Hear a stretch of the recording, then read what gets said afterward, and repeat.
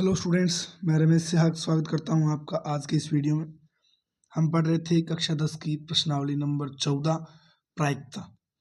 इससे पहले वाले वीडियो में हमने प्रायिकता का सामान्य परिचय पढ़ा था।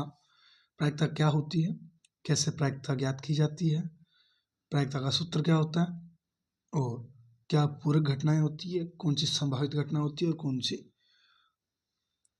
प्रायिकता का योग, जो घटना घटित होने का और नहीं होने का योग कितना होता है, ये सब हमने इससे पहले वाले वीडियो में पढ़ लिया है। आज हम प्रायिकता से संबंधित कुछ घटनाओं के बारे में चर्चा करेंगे। जैसे एक सिक्के को उछालने पे क्या क्या परिणाम प्राप्त होते हैं, एक पासे को उछालने पे, दो पासों को उछालने पे, एक सिक्के को 3 बार उछालने पे, इन सब के बारे में आज अपने पढ़ने वाले हैं। तो सबसे पहले स्टार्ट करते हैं अपने सिक्के से। सिक्का अगर उछालें तो उसमें कुल कितने परिणाम अपने को मिलते हैं एक सिक्के को उछालने पर। स्टार्ट करते हैं आज सिक्का।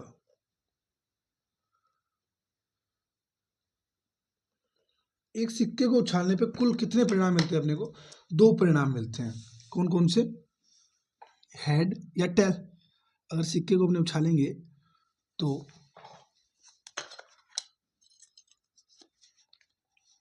एक सिक्के को उछालने पे 2 परिणाम मिलते हैं। या हेड आता है, हेड जिसको क्या बोलते हैं, चित्त। या टेल आता है जिसको क्या बोलते हैं, पट। ये 2 अपने पास संभावित परिणाम होते हैं एक सिक्के को उछालने पे। अब अगर अपने इसमें बात करें कुल परिणाम कितने बनते हैं, जैसे इसमें कुल कितने बन रहे हैं, एक सिक्के को सिर्फ एक बार उछालने पे कितने बन रहे हैं, 2 परिणाम बन रहे हैं। इससे अपने एक सूत्र बना सकते हैं, जहां जैसे अभी इसको एक उछाला तो सूत्र बन सकता है क्या, 2 की पावर, एक ही सिक्के को उछाला, एक ही बार उछाला तो कुल कितने परिणाम बन रहे हैं, 2 की पावर 1। इसी प्रकार अगर एक सिक्के को 2 बार उछालते हैं तो जो बार उछाले जा रहा है ना, वो यहाँ पे 2 बार उछाला जा रहा है, 2 की पावर लगेगी हमेशा ही। एक सिक्के को जितनी बार उछाला जा रहा है उतनी पावर लगेगी, तो 2 की पावर 2 का मान 4। अगर एक सिक्के को अपने 2 बार उछाल रहे हैं तो क्या बन जाएगा, 4 परिणाम बन जाएंगे। तो इसका सूत्र बन जाता है अपना कुल परिणाम बराबर कुल परिणाम एक सिक्के के लिए कितना बन जाएगा, 2n। क्या हो जाएगा, 2 की पावर n। और यहाँ n क्या है, n हो जाएगा जितनी बार सिक्के उछाल रहे हैं, एक बार उछाल रहे हैं तो 1, 2 बार उछाल रहे हैं 2, 3 बार उछाल रहे हैं 3, इस प्रकार जितनी बार सिक्के को उछाला जा रहा है वो n का मान हो जाएगा। यानी सिक्के की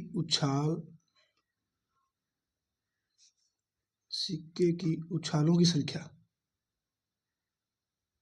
सिक्के की या सिक्कों की संख्या भी हो सकती है। जैसे दो सिक्कों को उछाला जाता है एक साथ तो सिक्कों की संख्या बोल सकते हैं, या फिर अपने क्या बोल सकते हैं इसको, उछाल, कितनी बार उछाला गया है वो। यानी एक सिक्के को अगर 2 बार उछाला जाए तो वो उछाल यहाँ पे लगेगी 2, या फिर 2 सिक्कों को एक साथ उछाला जाता है तो भी यहाँ पे पावर क्या लगेगी 2, 3 सिक्कों को एक साथ उछाला जाता है तो पावर क्या लगेगी 3। इस प्रकार टोटल परिणाम निकाले जाते हैं।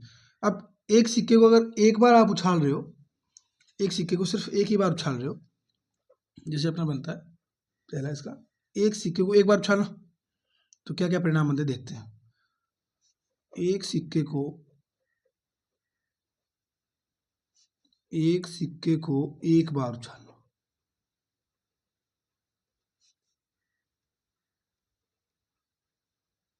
एक सिक्के को एक बार उछालना, कुल परिणाम कितने बनेंगे?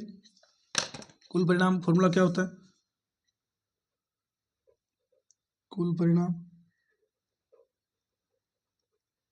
फॉर्मूला अपने पास था 2 की पावर n, यानी 2, और उछाल कितनी बार है, एक बार, तो 2 की पावर 1, यानी कुल परिणाम अपने पास क्या बनेंगे, 2 बनेंगे। और कौन कौन से बनेंगे, या तो हमने उछाला, सिक्के को उछाला तो क्या आ गया, हेड आ गया, या तो हेड आ गया, या फिर अपने एक बार दूसरी बार उछालते हैं, एक ही बार उछाल रहे हैं अपने, या तो हेड आएगा या टेल आएगा। अपने पास संभावनाएं कितने परिणाम की बन रही है? सिर्फ और सिर्फ 2 परिणामों की। अब इनमें से अपने प्रायिकता कैसे निकालें? इनकी प्रायिकता तो निकलती है, इनकी प्रायिकता निकलती है। अभी कुल परिणाम और प्रायिकता का फॉर्मूला क्या था? अगर इसमें अपने पॉइंट बनाए, हेड आने की प्रायिकता क्या बनाए? हेड आने की प्रायिकता, हेड आने की प्रायिकता क्या हो जाएगी? हेड आने की प्रायिकता क्या हो जाएगी? ये अपनी ज्ञात करें तो क्या बनेगा? कुल अनुकूल परिणाम या संभावित परिणाम कितने हैं? संभावित परिणाम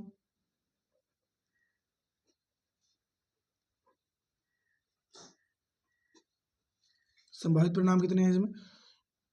एक बार ही आ सकता है, एक बार सिक्के को उछाल या तो हेड आएगा या टेल आएगा। तो संभावित परिणाम कितने हैं? एक। और कुल परिणाम कितने हैं? जो क्या है, हेड आने का एक ही है, और कुल परिणाम क्या है?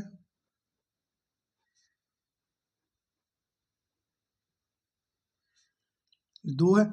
हेड भी आ सकता है और टेल भी आ सकता है। अब हम फॉर्मूला जानते हैं, पीई बराबर क्या होता है? पीई बराबर कुल संभावित परिणाम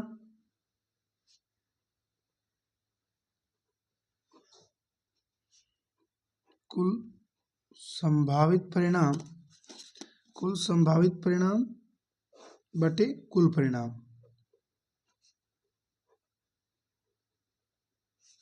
तो पी हेड यानी पी एच बराबर क्या हो जाएगा? कुल संभावित 1 और बटे कुल 2, यानी पी एच का मान कितना आ जाएगा अपने पास?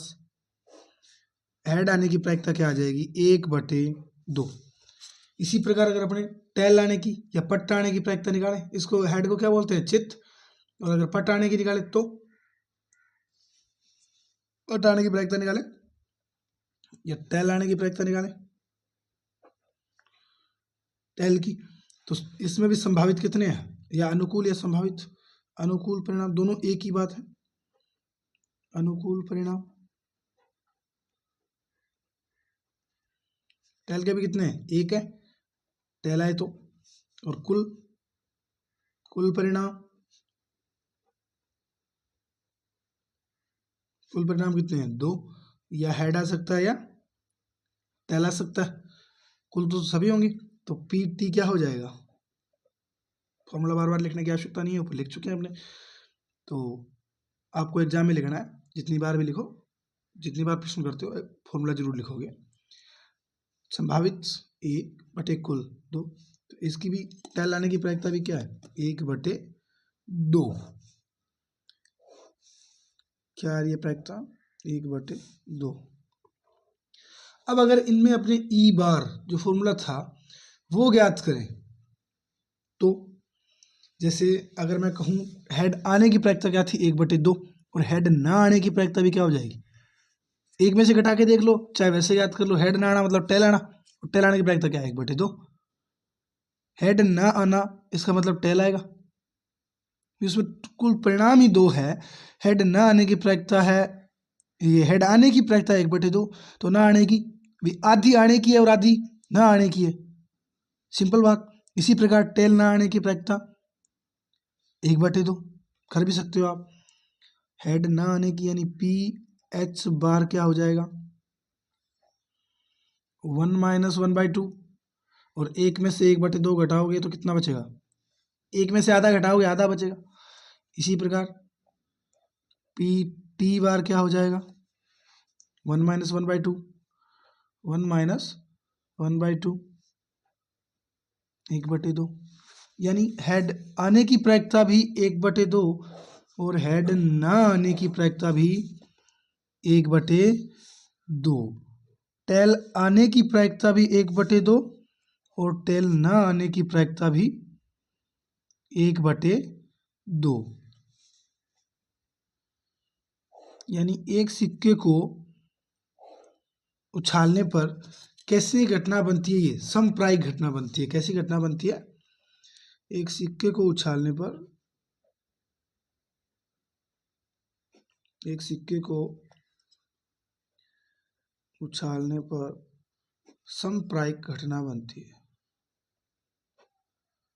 समप्रायिक घटना होती है।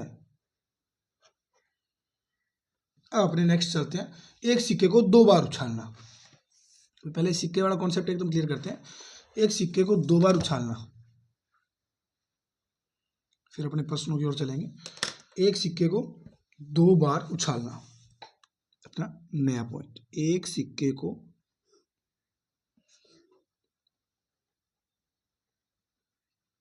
एक सिक्के को 2 बार उछालना,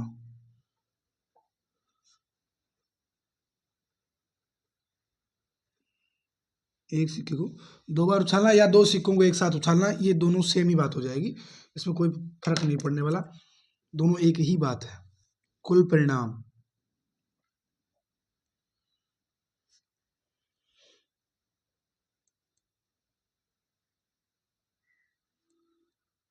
कुल परिणाम कितने हो जाएंगे? एक सिक्के को 2 बार उछाल रहे हो तो पावर क्या लग जाएगी? 2, और बनते क्या है ये?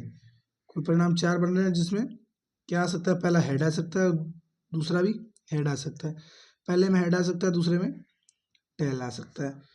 पहले में टेल आ सकता है, दूसरे में हेड आ सकता है, और दोनों में ही टेल आ सकता है। इनके अलावा कोई और संभावना है क्या? और कोई भी संभावना नहीं है। अब अगर इसमें अपने प्रायिकता निकालना चाहे तो हेड, इसमें जैसे हेड आने की प्रायिकता या चित्त आने की प्रायिकता तो कितनी बनती है? चांसेस कितने बनते हैं? कम से कम एक हेड आ जाए, हेड आए ही ना, कम से कम 2 हेड आए, दोनों ही हेड आए, यानी इस पे कई प्रकार के क्वेश्चन बनते हैं, और सबके लिए संभावित परिणाम अलग अलग हो जाएंगे, और सबके लिए कुल परिणाम एक ही रहना है, वो क्या? 4, लेकिन संभावित परिणाम है वो अलग अलग हो जाएगा। तो अब इसमें अनेक प्रश्न बनते हैं। जैसे पहला क्या कि कम से कम एक हेड आए, कम से कम एक हेड आए या चित्त आए, कम से कम एक हेड आए, तो संभावित कितने बन रहे हैं? यहाँ भी है, यहाँ भी है, यहाँ भी है, तो संभावित कितने हैं इसके? संभावित परिणाम, संभावित परिणाम कितने हैं? 3। कुल कितने हैं? कुल 4। तो प्रायिकता क्या हो जाएगी? PH बराबर 3/4। यानी इस प्रकार के इसमें कई प्रश्न बन सकते हैं। एकांतर क्रम में हेड आना, एकांतर क्रम में यानी एक आ जाए हेड और एक आ जाए बस एकांतर में, एक यहाँ आ गया तो यहाँ नहीं आना चाहिए, यहाँ आ गया तो यहाँ नहीं आना चाहिए। समान सतह समान पृष्ठ आना, तो हेड हेड टेल टेल, ये ऐसे आ जाए। दोनों उछालों में समान परिणाम प्राप्त होना या समान परिणाम प्राप्त होना, तो कितने चांसेस बनते हैं? एक हेड और इधर भी हेड चाहिए, और इसमें टेल आ रहा तो दूसरे उछाल में टेल आना चाहिए। तो कुल ये संभावित 2 है और कुल 4, 2/4 यानी 1/2। यानी इस प्रकार से इसमें अनेक प्रकार के प्रश्न बनाए जा सकते हैं, जो अपने आगे प्रश्नावली करेंगे उसमें आ जाएंगे इस प्रकार के प्रश्न। अगर नहीं आएंगे तो यहाँ आपने जान चुके हैं इनके बारे में। और अधिक से अधिक एक चित आना, अधिक से अधिक एक चित आना, अब इसमें हेड को चित बोलते हैं। इसे प्रश्न बन जाए कि अधिक से अधिक एक चित आए, तो इसमें अपने एक चित है, इसमें 2 है, तो ये नहीं ले सकते। क्यों? क्योंकि प्रश्न में बोला गया अधिक से अधिक एक चित आना, तो इसमें 2 है, ये नहीं हो सकता। इसमें 1 है, हो सकता है। इसमें 1 है, इसमें 0 है, हो सकता है, क्योंकि इन्होंने बोला है अधिक से अधिक 1, कम का इसने कुछ नहीं बोला। हो ना हो इससे इसको कोई फर्क नहीं पड़ रहा, ये बोल रहा है अधिक से अधिक 1 होना चाहिए, ना हो चलेगा, लेकिन 1 से ज्यादा नहीं होना चाहिए, तो ये काउंट होगा। यानी 1 2 3 संभावित 3 परिणाम हो गए और कुल परिणाम 4 है ही। तो अपने पास इसकी प्रायिकता क्या हो जाएगी? 3/4। कम से कम 2 चित्त आना, कम से कम 2 चित्त आना, कम से कम 2, तो सिर्फ एक ही संभावित परिणाम बन रहा है, क्योंकि कम से कम 2 इसमें, 2 से कम नहीं होना चाहिए, यानी ये नहीं चलेगा, ये भी नहीं चलेगा और ये भी नहीं चलेगा। बात समझ पा रहे हो? यानी मिनिमम क्राइटेरिया दिया हो तो उससे कम नहीं होना चाहिए, और मैक्सिमम दिया हो तो उससे ज़्यादा नहीं होना चाहिए। जैसे अभी पिछले में क्या था, अधिक से अधिक एक चित आना, यानी आपके पास मैक्सिमम एक चित हो सकता है, भी एक हेड हो सकता है, एक हेड से ज्यादा आप नहीं ले सकते। इसी प्रकार आपको ये कैलकुलेट करना है, प्रश्न को पढ़ना है अच्छे से और प्रश्न में समझना है क्या कहा गया है, बस उस चीज को फॉलो करना है, आंसर गलत नहीं होगा। अब अपने अगर एक सिक्के को 3 बार उछालें, एक सिक्के को 3 बार उछालें, एक सिक्के को या 3 सिक्कों को एक साथ उछालें, वो एक ही बात है। एक सिक्के को 3 बार उछालना,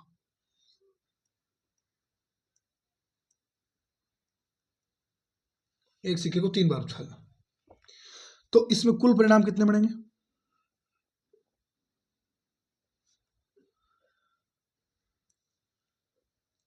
इसमें कुल परिणाम 2 की पावर 3 यानी 8।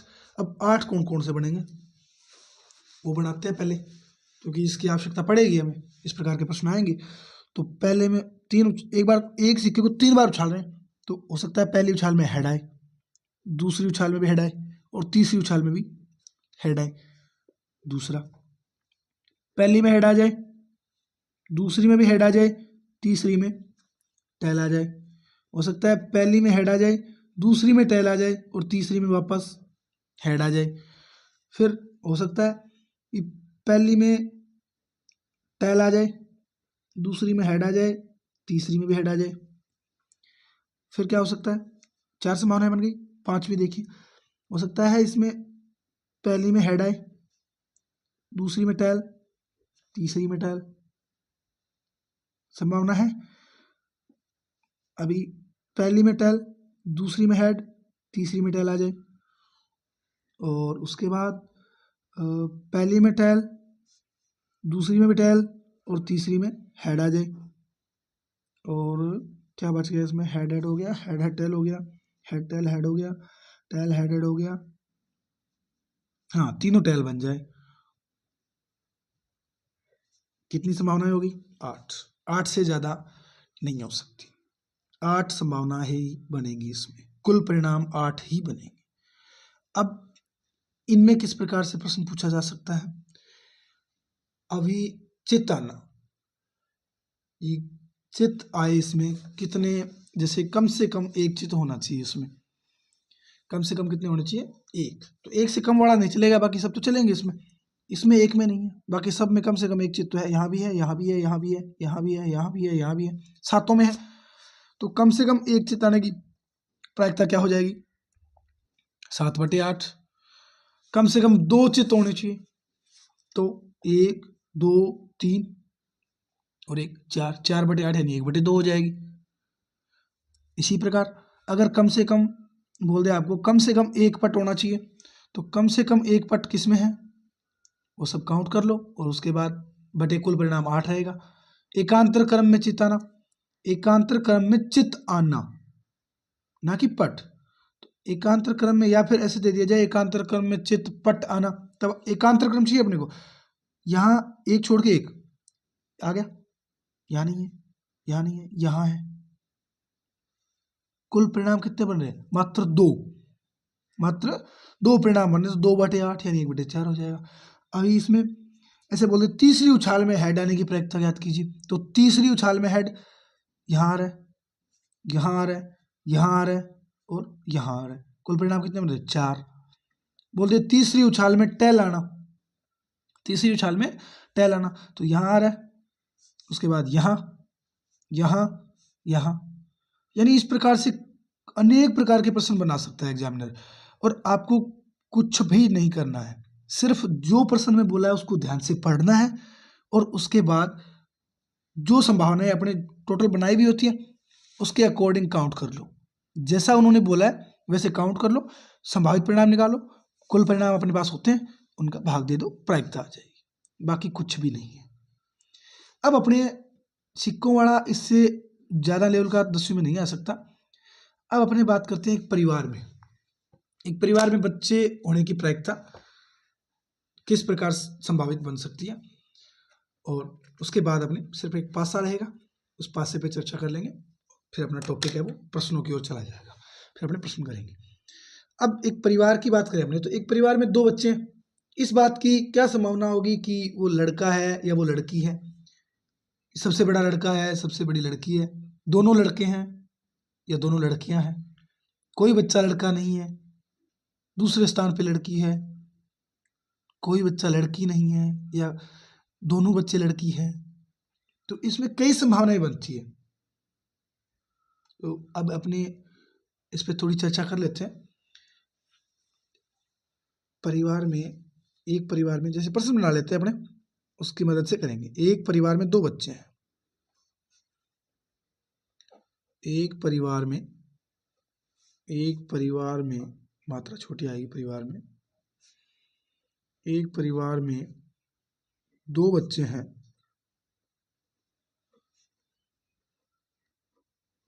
एक परिवार में 2 बच्चे हैं, इस बात की क्या गारंटी है या क्या संभावना होगी? इस बात की क्या संभावना होगी? अब इस पे कुछ पार्ट बना लेते हैं अपने। इस बात की क्या संभावना होगी कि पहला पार्ट बना लेते हैं इसका, एक लड़की हो, एक लड़की हो।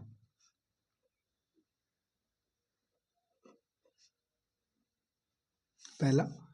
दूसरा इसका बना लेते हैं, सबसे बड़ा लड़का हो, सबसे बड़ा लड़का हो, दोनों लड़के हो, दोनों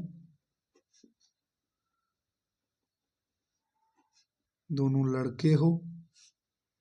नंबर 4 इसमें क्या बन जाएगा? कोई बच्चा लड़की ना हो, कोई बच्चा लड़का ना हो या लड़की ना हो, लड़का या लड़की नहीं हो, अपने लड़का ले लेते हैं। ये 4 ठीक रहेंगे, 4 से अपने बड़े तौर पे समझ आ जाएगा अच्छे से। अभी पहला पॉइंट इसका, अपने इसमें पहले तो अपने कुल परिणाम निकालते हैं, कुल कितने परिणाम बन रहे हैं वो निकालते हैं। 2 बच्चे हैं तो उनकी क्या संभावनाएं बन सकती हैं? 2 है तो 2 की पावर 2, यानी कुल संभावनाएं कितनी बन रही है? 4। कुल परिणाम 4 बन रहे हैं। अब हो सकता है दोनों ही क्या हो?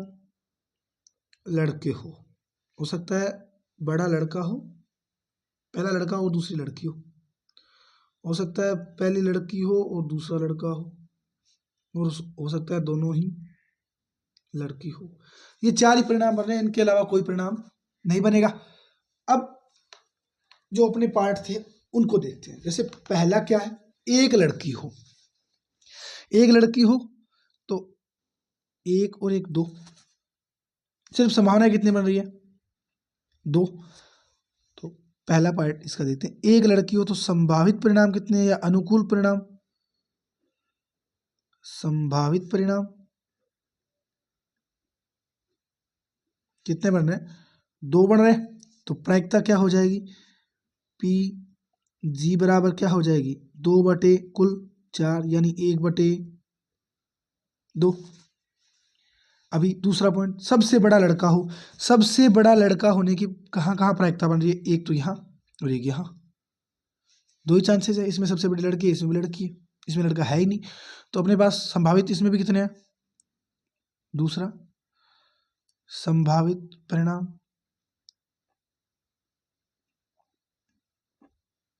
संभावित परिणाम कितने हैं? इसमें भी 2 है। तो P बड़ा लड़का, B ऐसे लगा दो एरो, क्या हो जाएगा? या लिख सकते हो आप बड़ा 2/4, ये भी कितनी आ रही है?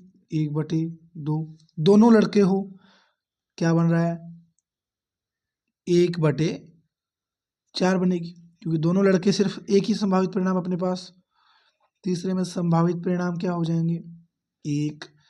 तो P दोनों बॉय तो 1/4। चौथा क्या है अपने पास? कोई बच्चा लड़का नहीं हो तो दोनों लड़कियां। इसमें भी क्या परिणाम बन रहे हैं अपने पास? 1/4, 1 बन रहा है, और कुल अपने पास क्या होता है? क्या बन जाएगा 1/4। ये घटना भी कैसी है, सांप्रायिक है। कोई बच्चा लड़का होने की प्रायिकता भी 1/4 आ रही है और लड़की होने के भी 1/4 आ रही है। तो ऐसी घटनाएं क्या कहलाती है, सांप्रायिक घटना कहलाती है। जिसमें होने की और नहीं होने की प्रायिकता समान आए वो क्या होती है, सांप्रायिक घटना होती है। अब अपने नेक्स्ट चर्चा करते हैं पासे के बारे में। एक पासे को एक बार फेंकने पे कितने परिणाम बनते हैं, इसके बारे में थोड़ी सी चर्चा आज करते हैं। बाकी कल पूरी विस्तार से इसके बारे में चर्चा करेंगे। आज इसके बारे में थोड़ा सा बेसिक पढ़ते हैं पासे के बारे में। पासे में एक पासे के बारे में आज पढ़ लेते हैं, कल अपने 2 पासों के बारे में, और कल इस नेक्स्ट वीडियो में जो प्रश्नों को भी हल करवाया जाएगा। पासा पासा आप सबने देखा होगा। पासे में क्या होते हैं, 6 फलक होते हैं। जैसे लूडो खेलते हैं अपने, तो लूडो में इस प्रकार का पासा आता होगा, और मैं थंबनेल पे भी लगा दूंगा, उसमें भी आपको देखने को मिल जाएगा। ऊपर रेड कलर में पासा होगा, आप देख सकते हो।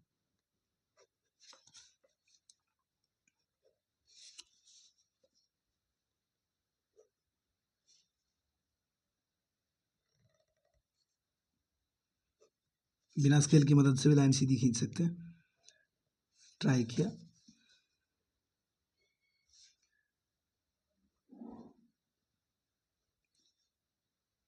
इस प्रकार का डाइस होता है।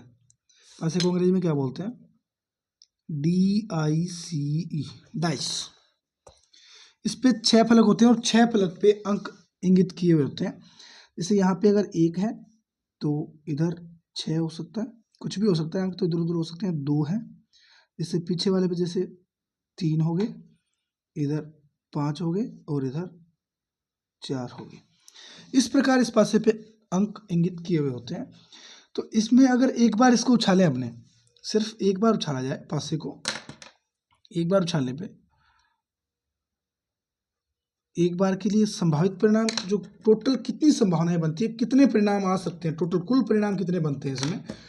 तो एक पासे को उछालेंगे तो या तो 1 आ सकता है, या 2 आ सकता है, 3 आ सकता है, 4 आ सकता है, 5 आ सकता है, या 6 आ सकता है। यानी टोटल अपने पास परिणाम कितने बन रहे हैं, 1 2 3 4 5 और 6। इनके अलावा कोई अंक आ सकता है क्या, 9 आ सकता है क्या, पासे पे है ही नहीं, आएगा कहाँ से। यानी 6 ही परिणाम बन सकते हैं अपने पास।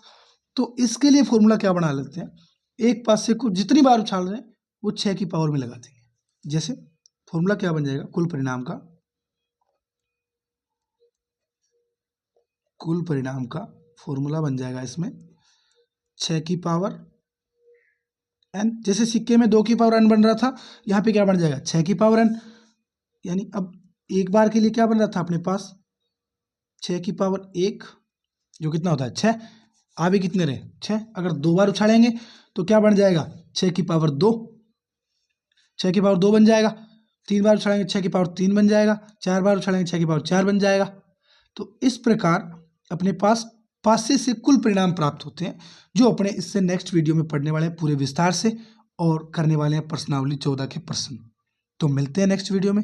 तब तक आप लोग चैनल को ज़्यादा से ज़्यादा शेयर कीजिए, वीडियो को लाइक कीजिए।